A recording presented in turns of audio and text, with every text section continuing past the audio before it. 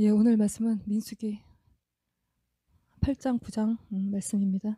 본문을 같이 읽겠습니다. 여호와께서 또 모세에게 말씀하여 이르시되 아론에게 말하여 이르라. 등불을 켤 때에는 7 등잔을 등잔대 앞으로 비추게 할지니라 하시매 레위인을 아론과 그의 아들들 앞에 세워 여호와께 요제로 드릴지니라. 민수기 9장 1절 말씀. 애굽 땅에서 나온 다음에 첫째 달에 여호와께서 시내 광야에서 모세에게 말씀하여 이르시되 이스라엘 자손에게 유월절을 그 정한 기일에 지키게 하라. 예, 아멘. 이 오늘 말씀의 이 8장 9장의 이 시점은 하나님이 이스라엘 백성들을 하나님의 군대로 조직하신 후에, 그러니까 수를 세고 우두머리를 세우고 레위인을 세우고 그렇게 다 조직하신 후에, 그리고 7장에 우리가 지난번에 봤을 때 그 12지파의 우두머리들이 다 나와서 예물을 드리고 헌신하고 이렇게 하나님께 예물 갖고 나오는 것은 주님을 예배하는 것입니다. 예배한 후에 지금 이 시점은 이제 시내산에서 1년 정도 머물렀던 시내산에서 출발해서 하나님 약속하신 가나안 땅에 가려는 그 출발 시점에 하나님이 모세에게 말씀하시는데, 예, 이 말씀을 같이 읽겠습니다. 민수기 8장 2절 말씀 시작. 아론에게 말하여 이르라. 등불을 켤 때에는 7 등잔을 등잔대 앞으로 비추게 할지니라 하시매 무슨 말씀을 하시냐면 불 켜라는 것입니다. 등불을 켜라는 것이에요. 깜깜한 성막의 성수 안에 불을 켜라는 것이에요. 그러니까 출발하기 전에 해야 되는 일은 불을 켜는 것이에요. 그러니까 예전에 무슨 상황이었는지 정확히 기억이 나진 않지만 여기서 기도를 하다가 항상 깜깜하죠. 불 끄고 그래 기도하니까. 그때도 뭔가 앞이 좀 깜깜했던 것 같은데 기도를 막 하는데 뭐가 불이 확 켜지는 거예요.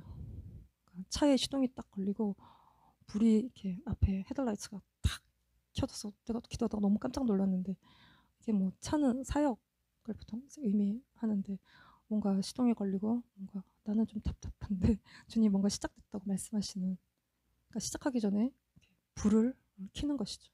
그래서 하나님이 모세를 통해서 아론에게 이 등잔불에, 그러니까 등불의 등잔대를 앞을 향해서 켜라고 주님이 모세를 통해서 아론에게 말씀하고 있습니다. 아론과 그 아들들의 사역은 등불을 켜는 사역이에요.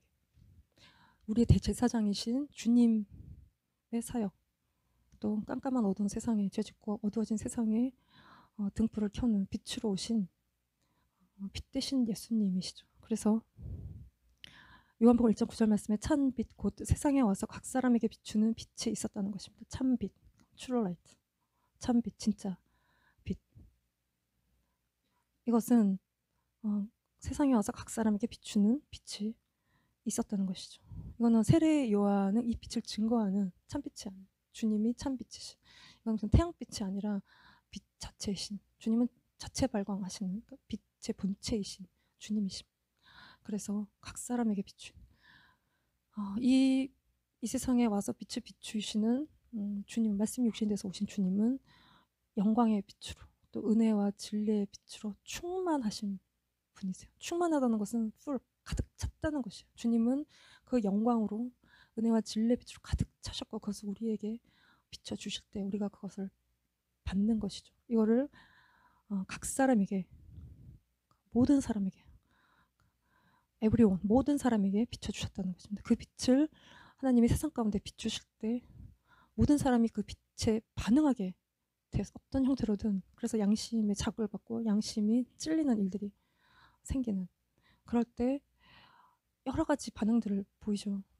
그래서 주님을 영접하든지 아니면 극렬하게 반대하든지 아니면 빛이 왔지만 깨닫지 못한, 너무 무지해서 깨닫지 못하는, 그것도 또 하나의 반응인, 그러나 세상은 반응하지 않았고 영접하지 않았고, 그러나 영접하는 자, 영접한다는 것은 주님을, 빛으로 오신 주님을 내 삶에 비춰질 때 붙드는 것입니다. 감 떨어지듯이 누워서 기다리는 것이 아니라 주님을 강력하게 붙들 때 영접한 자, 그 이름을 믿는 자들에게 하나님의 자녀가 되는 권세를 주셨다는 것입니다. 그래서 빛이 비출 때 우리가 그 빛을 받아들일 때 성령의 빛이 우리 안에서 우리의 삶을 그 이후에 인도해 가시는 것이죠. 근데 요한복음 3장 19절 말씀에 그 정죄는 이것이니 곧 빛이 세상에 왔을 때 사람들이 자기 행위가 악함으로 빛보다 어둠을 더 사랑했다는 것이에요. 그래서 빛을 거부해요. 주님을 빛으로 오신 주님을 거부했다는 것이 왜냐하면 사람들이 자기 행위가 악해요. 그리고 어두움을 빛보다 더 사랑했다는 것이죠. 그러니까 사람들은 그래서 주님을 거부해요. 그리고 우리 삶 속에서 진실을 알고 싶어 하지 않아요. 진실은 불편하죠. 그리고 진실은 때로 가혹해요. 모르는 게 약일 수도 있어요. 우리가 진실을 알 때 내 삶에서 모든 진실들을 알 때 이게 감당이 안 될 수 있어요. 그러나 우리가 미운 오리 새끼인 줄 알았는데 뭐 그게 아닐 수도 있지만 근데 또 정말 우리가 미운 오리 새끼일 수도 있는 그 진실에 대해서 직면할 때 거기서부터 변화가 시작이 되는 것이죠. 그래서 어둠을 사랑하는 그 사람의 속에서 나오는 행위가 악하다는 것입니다. 그래서 우리가 말씀을 듣고 보고 말씀을 전하는 것은 빛을 비춰주는 행위예요. 그래서 말씀의 빛이 비춰질 때 은혜 받고 주님께 돌아오는 사람도 있고 아니면 화를 내고 떠나가는 사람들도 있고 그걸 늘 염두에 두고 말씀을 전하죠. 근데 참 감사하게 목사님이나 저는 돈에 좀 자유하고 돈에 자유하면 사람에게 자유해요. 그래서 참 이렇게 교회가 그 차가 설레면 수도 없이 섰을 텐데 계속 쭉 주님이 하시는 일 가운데 오고 있는 그러니까 주변에서 많이 듣는 이야기들은 목사님이 이런 설교하셨더니 화가 나신 분들의 이야기들을 많이 들어요. 그리고 뭐 이렇게 기도해줘 뭐 어둠이 물러가고 빛 가운데 나오고 이렇게 기도하면 뭐 나를 어둡다 그러냐고 그러고 뭐 화내고 자기 안에 있는 거 다 쏟아붓고 가는 본때를 보여주고 우리가 이제 여기서 살다 보면 본때를 보여주지 않습니까? 가만히 있으면 가만히인 줄 알기 때문에 본때를 보여주는 우리의 삶에 가득한 삶의 모습들이죠. 근데 말씀이 들어올 때 우리가 참 어떻게 반응하느냐는 굉장히 중요한 문제예요. 이걸 이렇게 우리 어두운 가운데 빛이 비칠 때 이거를 우리가 기분 나빠하는 거, 어둠을 붙드는 것입니다. 우리가 누가 한마디만 해도 못 견디고 못 듣는 거, 이게 우리 안에 꼬인 것이 되게 많은 것이죠. 주님은 빛을 비춰주실 때, 그러나 이제 또 우리가 무슨 부당한 이야기들을 들을 때, 우리가 부당한 이야기를 들을 때, 그러나 우리가 부당하고 좀 합당치 않은 들어야 될 얘기가 아닌 부당한 얘기를 들을 때 우리가 또 반응하지 말아요. 참아야 돼요. 그게 이제 자기 부인의 끝이죠. 참아낼 수 있는 거, 인내할 수 있는 거, 그게 우리가 가야 될 또 길인 것입니다.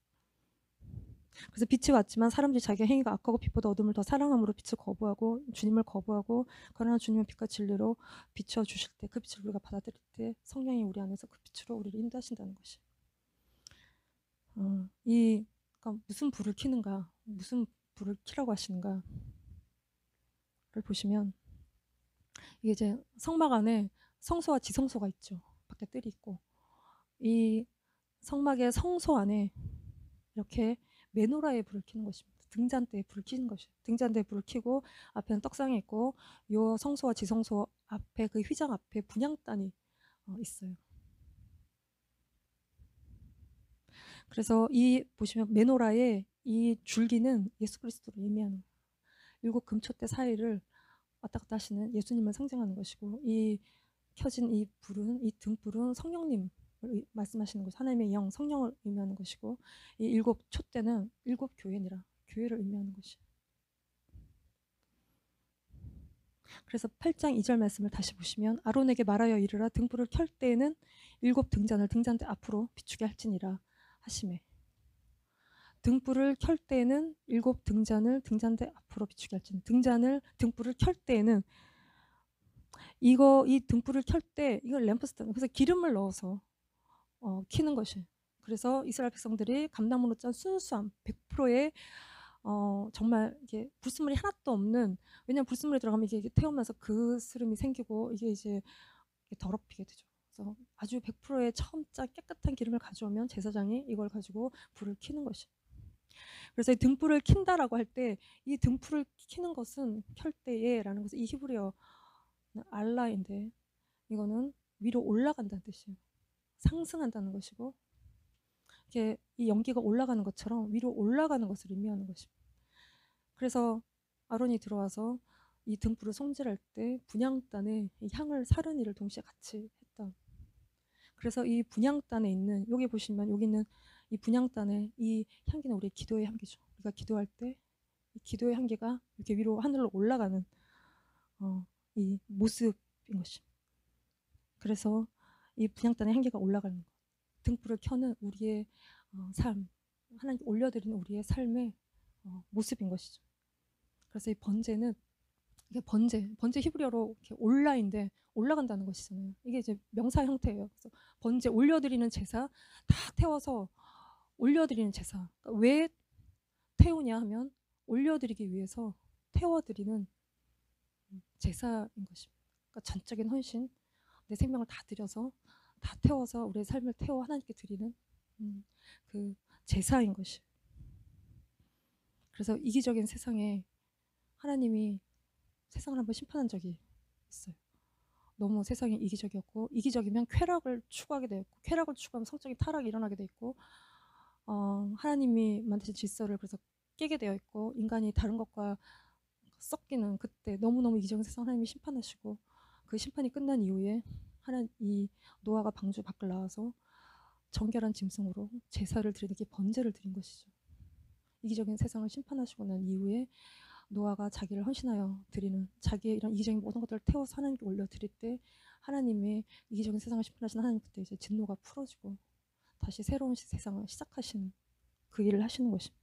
그래서 이 제사의 향기가 올라갈 때 이 향기가 하나님 앞에 향기로운 냄새라는 것이에요. 그래서 이렇게 헛된 우리의 마음을 다 태워서 주님께 드릴 때 주님이 이 향기를 기뻐하시고 우리가 주님께 나아가고 주님께 올려드리는 삶, 이게 등불을 켜는 우리의 삶의 모습입니다. 하나님의 음성을 듣고 하나님과 동행하고 하나님 뭘 원하시는지를 아는 것. 그래서 에베소서 1장 17, 18절 말씀을 같이 읽어보겠습니다. 시작. 우리 주 예수 그리스도의 하나님, 영광의 아버지께서 지혜와 계시의 정신을 너에게 주사 하나님을 알게 하시고 너희 마음 눈을 밝히사 그의 부르심의 소망이 무엇이며 성도 안에서 그 기업의 영광의 풍성이 무엇이며. 예, 영광의 아버지께서 지혜와 계시의 정신, 계시의 영을 주사. 그럼 우리가 말씀을 읽고 잘 깨닫게 돼요. 그리고 말씀을 잘 열심히 보면 또 지혜와 계시의 영이 또 우리에게 오는 것이죠. 그래서 우리가 하나님의 뜻을 알고 하나님의 부르심의 소망이 무엇인지를 알아서 우리가 어둠 가운데 걷다가 걸려 넘어지지 않고 에녹처럼, 엘리야처럼 우리가 주님께로 올라가는 그 삶이 등불을 켜는 삶이고, 우리 안에 지혜와 계시의 영이 그래서 와야 되는, 우리 마음의 눈이 밝혀져야 되는 것입니다. 우리가 우리의 몸, 성전된 우리의 몸에 불이 켜지면 불이 새어나오죠. 그러니까 깜깜한 집에 불을 켜면 불이 새어나와요. 어디로 새어나와요? 창문을 통해서 새어나와요. 저 집에 불 켜졌는지 꺼졌는지 창문을 보고 우리가 알죠. 우리의 몸의 창문은 어디냐? 눈이죠. 우리의 마음의 눈이 창문이에요. 우리 안에 등불이 켜지면 우리 눈에 불이 새어 나오는 것입니다. 그래서 정말 이렇게 총기는 다 눈에서 나오는 것이고, 약 먹고 술 먹고 이러면 눈이 흐릿해지고 이렇게 흐림 초점이 없고, 그러면 이제 그 등불이 다 꺼진 것이. 그래서 우리 안에 그 성령의 빛이 발할 때 우리의 눈빛에 또 우리의 삶에 빛을 내는 것입니다. 그래서 이 모세가 죽을 때 나이가 120세인데 그의 눈이 흐려지지 않았고, 엘리는 눈이 점점 흐려져서 자기 아들들이 정말 앞에 범죄하는 것을 보지 못하는, 죄를 범하는, 그러니까 우리의 눈이 지혜와 계시예요. 우리 마음의 눈을 밝히셔서 우리의 눈이 밝아져야 되는 것입니다. 그래서 이 등불은 영에 관한 것인데, 잠언 20장 27절 말씀에 사람의 영혼은 영혼이 spirit of man, spirit, 여호와의 등불이라 사람의 깊은 속을 살핀다는 것입니다. 인으로 8절 벨, 사람의 깊은 속, 그러니까 배의 깊은 부분, 우리의 깊은 부분이 배에 있는 것이. 그러니까 여기에 우리가 욕심도 있고 온갖 죄들이 있고 여기에 생수가 넘쳐나는 것이 우리가 뱃속인 것이.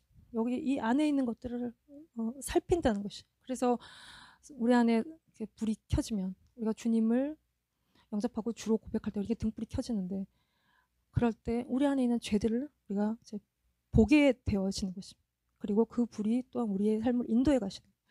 그래서 의인의 빛은 환하게 빛나고 악인의 등불은 꺼지는. 그러니까 점점 우리가 말씀을 보고 기도를 할 때마다 우리가 이 불이 더 밝게 빛나게 되는 것이죠. 그러면서 또한 우리 안에 있는 더러운 것들을 보게 되고, 이것들을, 그래서 이 어둠들을 우리가 제거하는 거 이제 우리가 하는 것입니다. 그래서 민수기 8장 이후의 말씀들을 보면 이게 구원받은 이스라엘 백성인데 이게 죄를 굉장히 많이 져요. 이게 자꾸 이렇게 다 드러나고 보이는 거예요. 우리가 그러니까 선줄을 앉아 넘어지지 않도록 조심해야 되는, 우리가 큰 빛을 보았기 때문에 이제는 성령의 법이 우리를 지배해요. 그러니까 죄의 법이 예전에 우리를 지배했는데 이제는 성령의 법이 지배해요. 그렇다고 죄의 법이 다 우리의 몸에서 떠난 것이 아니에요.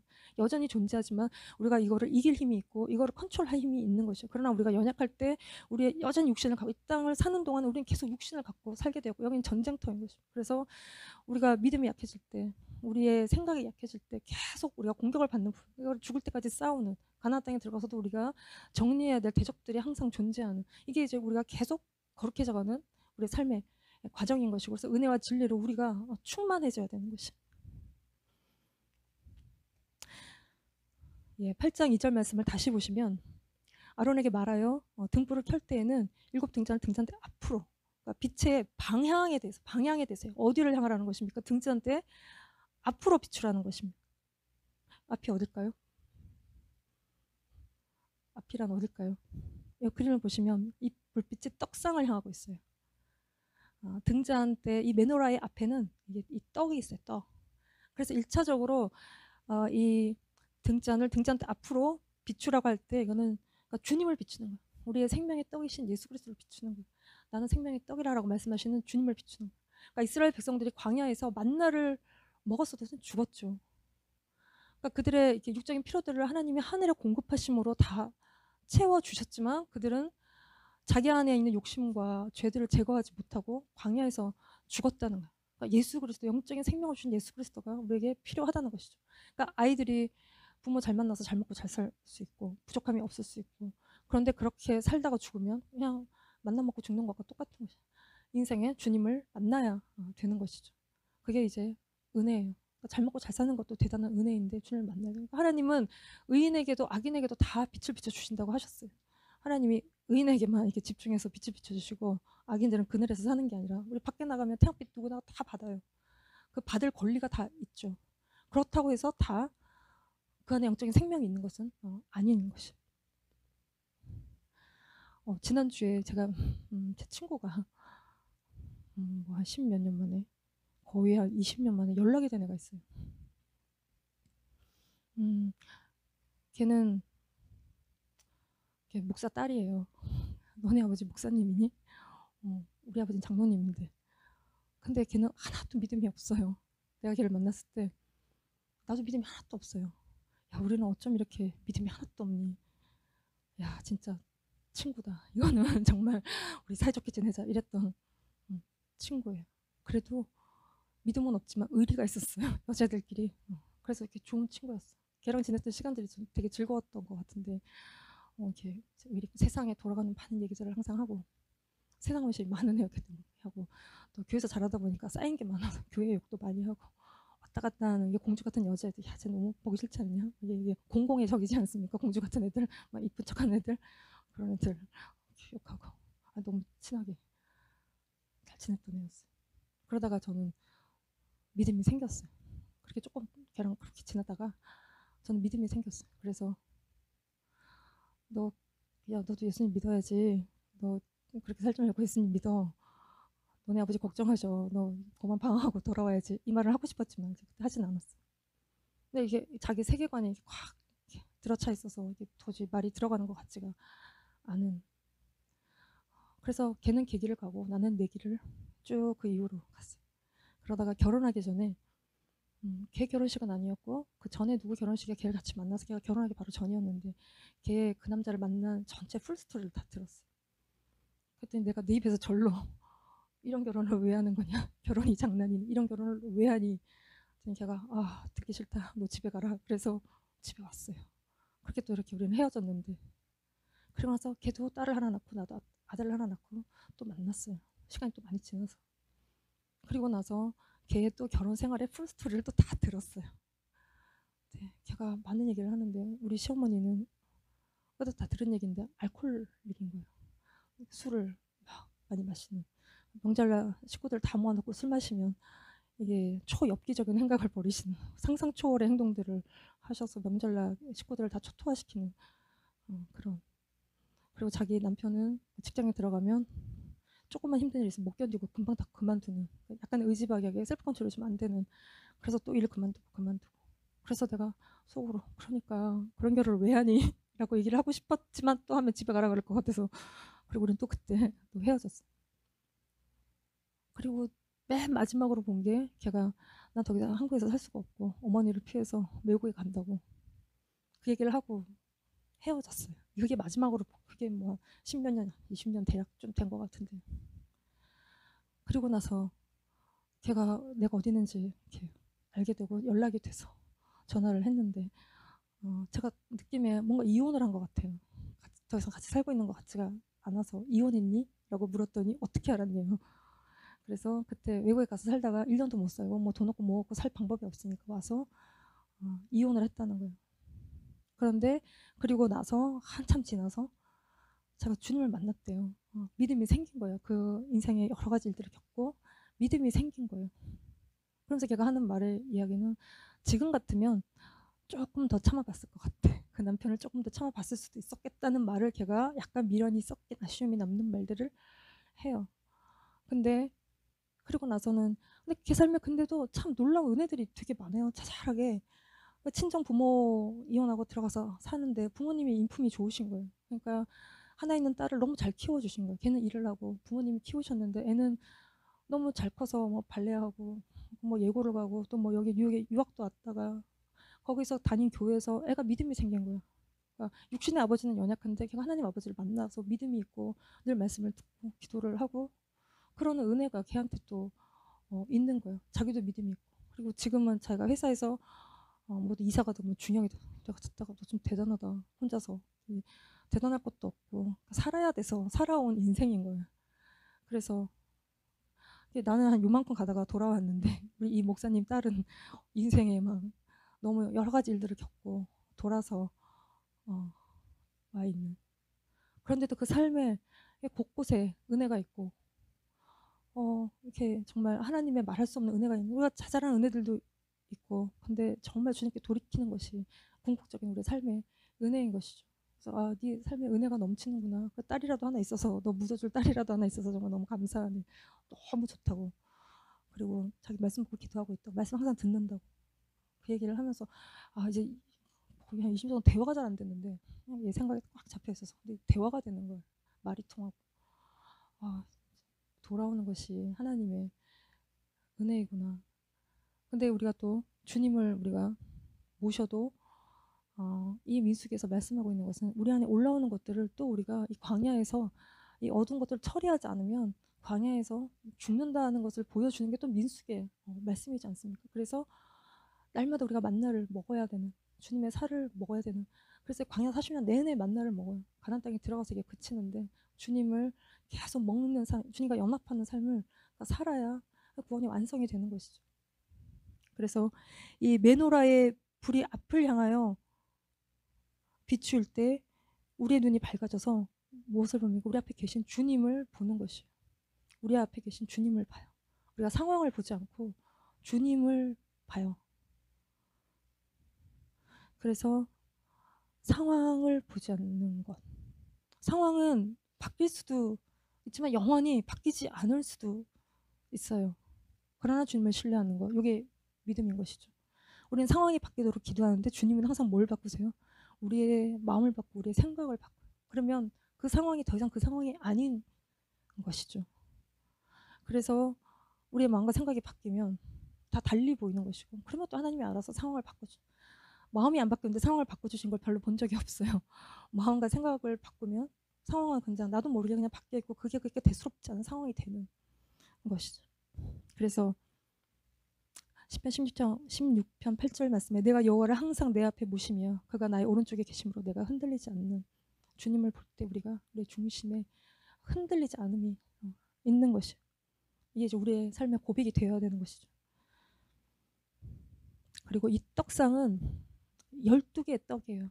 이스라엘 12지파 이스라엘 백성을 또한 이건 비추고 이 메노라의 불빛이 이 12지파 이스라엘 백성을 비추고 있어요.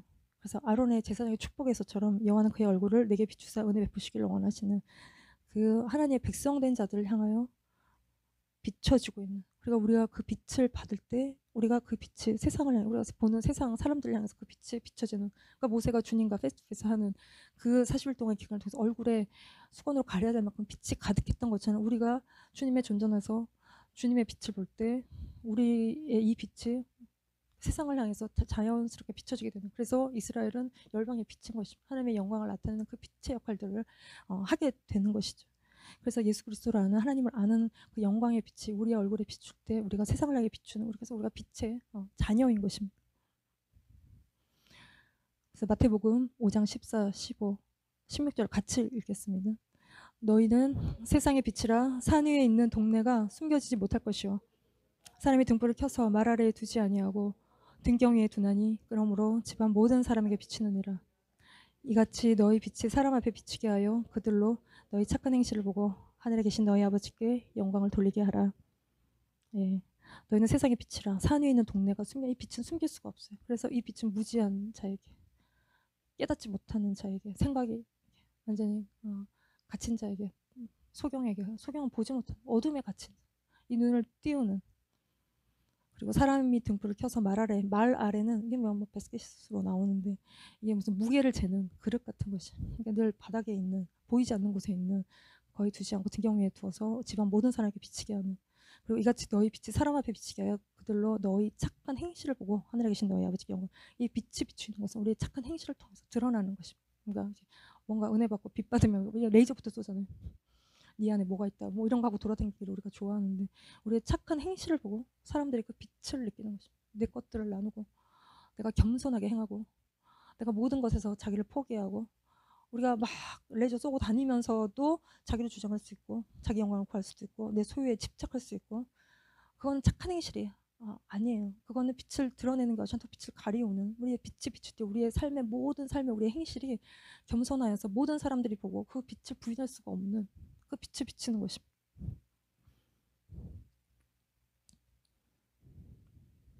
이것이 등불이 밑에 있지 않고 높이 들러 올려져서 세상이 모두 이것을 보고 아는 등불이 켜진, 하나님이 높이 올려놓으신 그 삶인 것이. 그래서 이 등잔대에 불이 켜지기 위해서는 이 등잔대를 잘 만들어야 되는데, 8절 4절 말씀, 이 등잔대의 제작법은 이러하니 곧 금을 쳐서 만든 것인데 밑판에서 그 꽃까지 쳐서 만든 것이라. 모세가 여호와께서 자기에게 보이신 양식을 따라 이 등잔대를 만들었다는 것입니다. 이거는 이렇게 이제 부어서 찍어서 우리가 공장에 기계가로 찍어서 만드는 것이 아니라 금 한 덩어리를 다 쳐서, 밑에 다 쳐서 그 금잔대, 이 등잔대 메노라의 모양으로 만들어요. 그러니까 이 모양을 만들려면 이 복잡하게 생기지 않았습니까? 손이 굉장히 많이 가는, 다 쳐서 만드는. 우리가 그냥 찍어서 만들면 싸고 쉽고, 그러나 하나하나 핸드메이드로 손으로 만든 것들은 굉장히 고가이고 비싸고 만드신 분의 손길이 잔뜩 다 들어가 있는 귀한 가치로운 것이. 그래서 하나님이 우리 안에, 우리가 우리를 구하는 것, 자기 영광을 구하는 것, 우리가 우리의 아름다움을 자꾸 드러내고 우리의 빛을 자꾸 내려고 하는 것들, 우리가 멋진 남자, 멋진 여자 멀리서 보면 후광이 이렇게 빛이 막 빛나는 그런 우리 인간적인 아름다움이 아니라 우리 안에서 주님의 빛을 내는 자들로, 그래서 우리의 마음의 밭을 기경하시고 우리의 마음에 거친 것들을 주님이 다 제거하시는 일들을 하시는 거예요. 그래서 이 메노라 등잔대, 이건 메노라인데 7 등잔, 이 등잔이라는 히브리어의 어원이 니르예요. 이 말의 뜻은 기경하다, 경작하다, 이게 막 이렇게 골라서 땅을 갈아 엎는 뜻이 있어요. 이게 우리가 경작하는 거, 기경하는 게 뭐예요? 우리가 앞마당에 뭘 심을 때도 이게 씨를 뿌리고 뭘 심으면 그냥 안 심죠. 다 이렇게 곡괭이로 파서 그 안에 돌도 있고 가시덤불도 있고 쓰레기도 있고 전기줄도 지나다니고, 그럼 그게 뿌리가 내리지 못하지 않습니까? 그래서 그걸 다 제거하고 다 치워내는. 그래서 우리의 마음의 밭도 우리 안에 여러 가지 것들이 많이 있어요. 교만함이 있고, 이 말씀이 뿌리를 못 내려요. 걱정, 염려, 근심이 있어요. 오늘 말씀 받고 내일 돌아서서 이게 다 걷어가 버리는, 그리고 그런 모든 것들을 우리 안에서 다 제거하는 일들을 하면 그 마음의 밭이 부들부들해져서 거기다 심으면 뿌리가 내려져 가는 그 삶을 사는 것입니다. 그래서 하나님 우리를 다루실 때 우리가 너무 당황하지 말고, 우리가 하나님 나를 빛을 내는 자로 만들고 계신 것들을 깨닫는 긍정 마인드.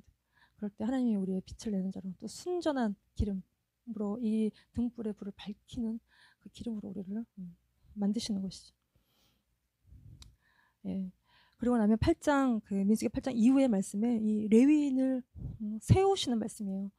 그래서 8장 6절 말씀을 보시면 이스라엘 자손 중에서 레위인을 데려다가 정결하게 하라는 것입니다. 7절 말씀에 너는 이같이 하여 그들을 정결하게 하되 곧 속죄의 물을 그들에게 뿌리고 그들에게 그들의 전신을 삭도로 밀게 하고 그 의복을 빨게 하여 몸을 정결하게 하고 8절에 그들에게 수송아지 한 마리를 번제물로 기름 섞은 고운 가루를 그 소제물로 가져오게 하고 그 외에 너는 수송아지 한 마리를 속죄 제물로 가져오고 9절에 레위인을 해막 앞에 나오게 하고 이스라엘 자손의 온 회중을 모으고 10절에 레위인을 여호와 앞에 나오게 하고 이스라엘 자손이 그들에게 안수하게 하는 이스라엘 자손이 레위인에게 안수해요. 동물에게 안수하는 것처럼 레위인에게 안수해요. 이거는 뭐 레위인을 다 해체시켜서 이렇게 드렸다는 것이 아니라 동물이 대신하는데 이렇게 레위인을 여기 보면 드렸다는 것인데 11절 말씀을 보시면 아론이 이스라엘 자손을 위하여 레위인을 흔들어 바치는 제물로 이게 이제 요제인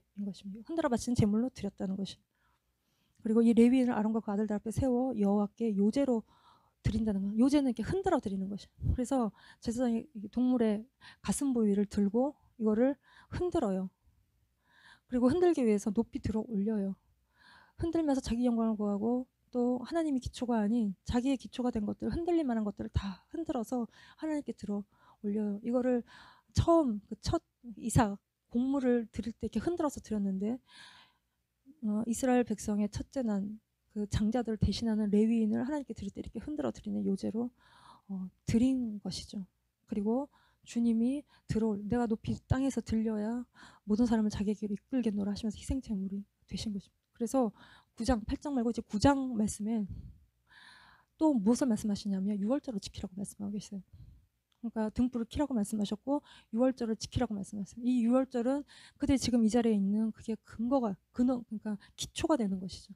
그래서 그들을 구원하신 그러니까 이스라엘 장자들을 살리시고 레위인을 세우시고 이스라엘 백성들을 구속하신 그 사건의 시작이 6월절인 것이죠. 그래서 그 희생제물을 기억하고 우리 주 예수 그리스도를 기억하는 전제로 관제로 부으신 주님을 기억하는 것. 그래서 5가지의 제사가 있는데 제사 드리는 방식은 거제, 요제, 전제가 관제인데 화제가 있어요. 그래서 이 전제는 희생제물의 위에다가 포도주를 다 붓는 거예요. 태우기 전에. 그거는 피를 의미하는 것입니다. 다 쏟아붓는 것을 말하는 것이에요. 그래서 디모데후서 4장 5절부터 말씀이 사도 바울이 감옥에서 이제 죽기 바로 직전에 마지막으로 쓴 디모데에게 자신의 영적인 아들이자 동역자인 디모데에게 마치 유언과도 같은 유서와도 같은 그 말씀을 기록해서 남기는데 보시면 그러나 너는 모든 일에 신중하여 고난을 받으며 전도자의 일을 하며 내 직무를 다하라는 것입니다. 전제와 같이 내가 벌써 부어지고 나의 떠날 시각이 가까웠다. 그의 삶이 하나님께 완전히 다 드려진 다 쏟아 부어진 땀과 눈물과 피와 모든 것들을 다 쏟아 부은 그의 이제 그 인생 전제와 같이 벌써 다 부어진 삶인 것입니다. 나의 떠날 시각이 가까웠다. 나는 선한 싸움을 싸우고 나의 달려갈 길을 마치고 믿음을 지켰다는 것입니다. 이제 후로는 나를 위하여 의의 면류관이 예비되었으므로 주곧 의로우신 재판장이 그날에 내게 주실 것이며 내게만 아니라 주의 나타나심 삼하는 모든 자에게 그에게 남은 것이 의의 면류관을 받는 것. 이 땅에서의 모든 하나님을 섬기는 일에 다 자기를 드린 그 삶 이후에 하나님이 주신 면류관을 바라보는 그 인생의 마지막에 디모데에게 쓴 편지인 것입니다.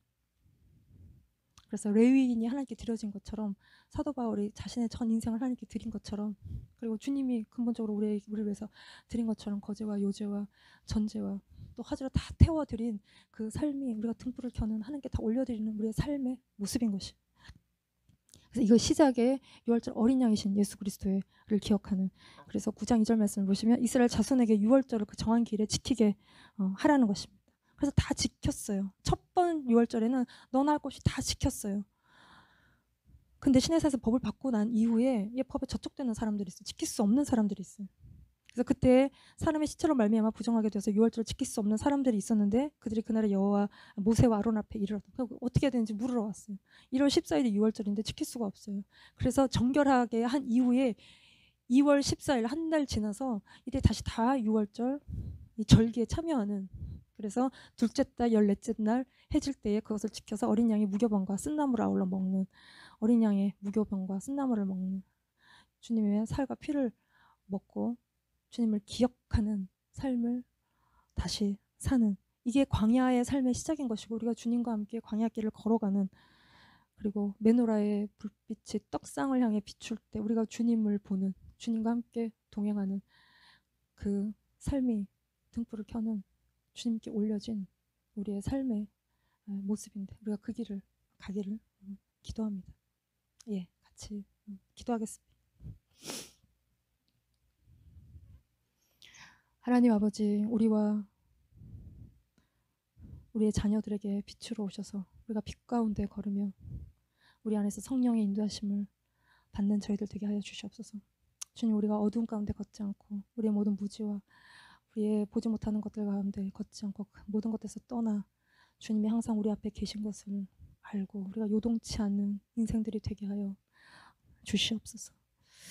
주님, 정말 지혜와 계시형을 우리 가운데 부으시고 우리의 마음의 눈을 밝히셔서 주님과 함께 항상 동행하는 저희들 되게 하여 주시옵소서. 주님 오셔서 우리 안에 내주하시며 성령으로 세례 부으시고 성령으로 우리를 충만케 하여 주시옵소서. 주님을 사랑합니다. 예수님의 이름으로 감사하며 기도드렸습니다. 아멘.